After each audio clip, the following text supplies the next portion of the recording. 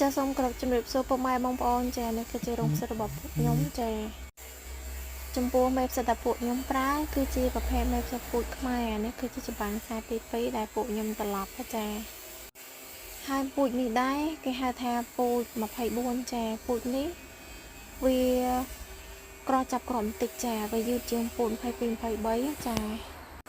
ប៉ុន្តែពូជនេះសម្បកវាក្រាស់ណាសម្បកវាក្រាស់អញ្ចឹងវាអត់ងាយចាយទេហើយម្យ៉ាងវាធំតែចាហើយវាមានទម្ងន់ចាពួកខ្ញុំគឺដាំផ្សិតនៅក្នុងរោងចាហើយពួកខ្ញុំបានចែកម្លែកច្រើនអំពីការដាំផ្សិតច្បារនៅក្រៅរោងចំពោះការដាំផ្សិតច្បារក្រៅរោងបើសិនជាបងប្អូនដែលថ្មីចង់សាកគ្រាន់តែមើលវីដេអូរបស់ខ្ញុំទៅ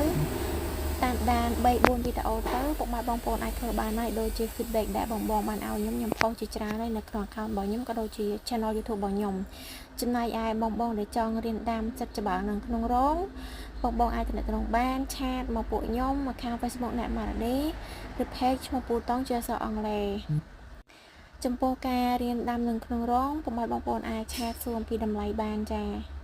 ព្រោះកិច្ចការក្នុងការដាំផ្សិតច្បារនៅក្នុងរោងគឺត្រូវការបច្ចេកទេសតិចនិចច្រើនចាហើយសម្ភារៈវាក៏រៀងច្រើនចាចឹងបើសិនជាបងប្អូនចង់រៀនដាំផ្សិតចំបើនៅក្នុងរោងសូមទំនាក់ទំនងមកលេខ092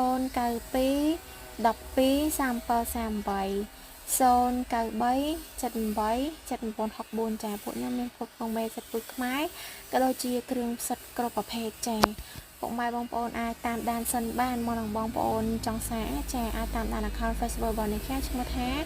Net Maradi ជាអក្សរខ្មែរឬ page ឈ្មោះថាពូតងជាអក្សរអង់គ្លេសចាអរគុណច្រើន